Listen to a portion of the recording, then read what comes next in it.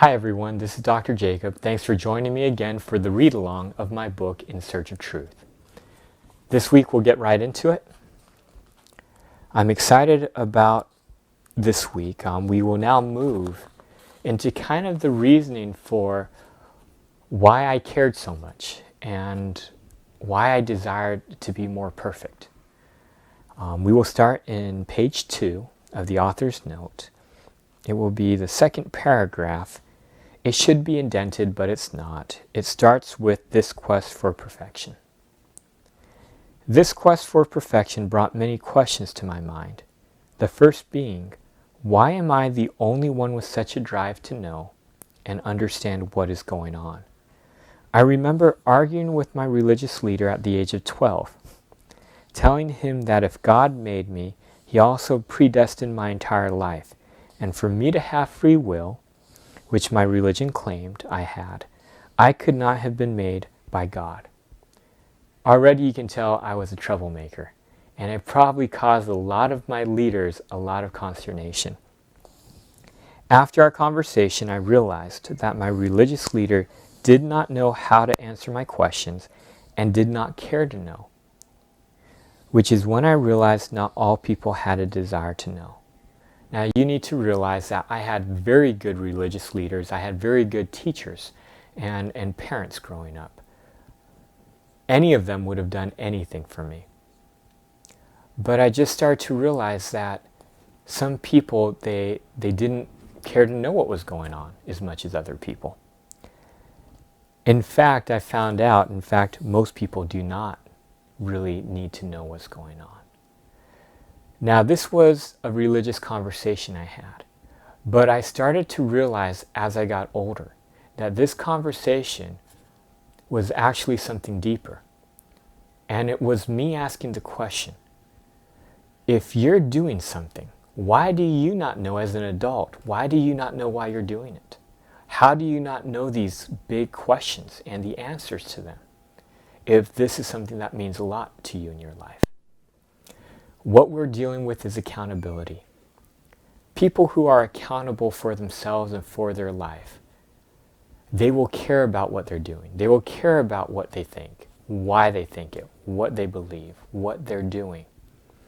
And I found that this idea of accountability, it is actually a skill, it's a capability that you must learn at a young age. The problem in our society right now is that everything with how we set up a training and the development of a child relieves that child of accountability. It allows that child not to have to be accountable for who they are.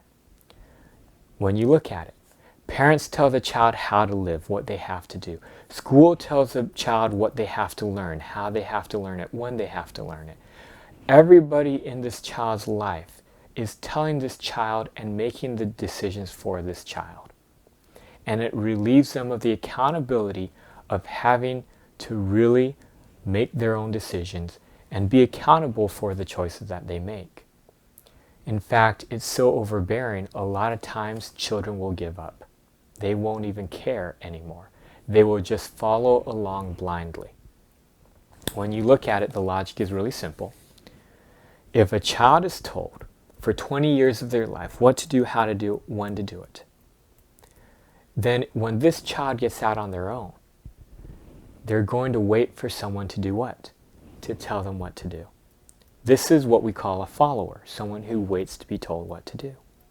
If we want to develop more leaders in our society, more people who are accountable, who are proactive, who don't need to be told what to do, then we have to stop doing this as much and give them a little bit more room to be able to be accountable for who they are, to make their own decisions, to realize what the consequences are if they do something that's not as accurate or not as efficient.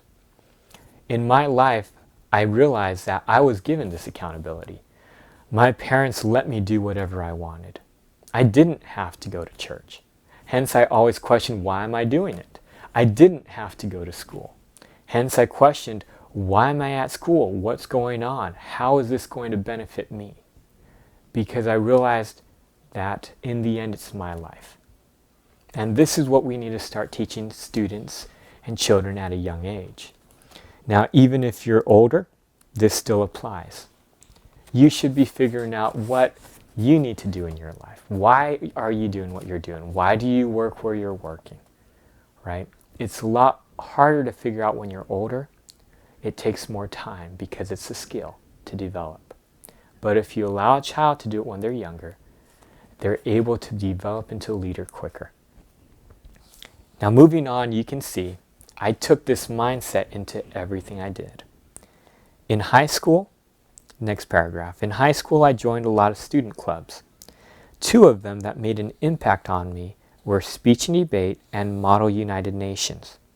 While most people went into those clubs to further their careers and gain experience in public speaking and politics, I went into them to figure out life. You need to realize, for me, I was banking on my father working at the university and getting a full ride waiver, meaning because my father worked at ASU, then my tuition got a waiver. I didn't have to pay anything. So I didn't care about my resume, about applications to schools. I was going to go to ASU. It wasn't going to cost me anything. So when I was going through my high school career, I didn't have to join any student clubs. Anything I did was for me. And the reason I started joining these student clubs was to figure out life. I went into them to figure out life. I found that Lincoln Douglas debating gave me a perfect platform to determine what principles were correct and which ones were not. I found it amazing that most people did not care to know the truth. They just cared about winning or socializing. I have found that especially for students nowadays, as they go through the academic system, they go through it not knowing why. And many of them spend a lot of time doing homework and doing things because they know that's what they have to do, because it's been forced upon them. But what we really want them doing is looking at it and saying, why am I doing this? How is this going to benefit me when I get into the workforce? How am I going to add value to society by spending my time going to school? And this is a mindset that is not in most students nowadays. But because of the freedom I was given, it was in me. In everything I did, I was always trying to figure out, how is this going to benefit me in the future? Where is this leading me? So for this week, go look at what you are doing. Take accountability for why you're working where you're working, why you're spending time doing your homework, why are you going to school? How is this going to benefit you? Even if you're doing something that you feel you're being forced to do, if you try to gain more accountability and understand what's going on, I guarantee you will get more out of school, you'll get more out of work, you'll get more out of spending time with your family. Thank you so much for joining me today, and we will see you next week.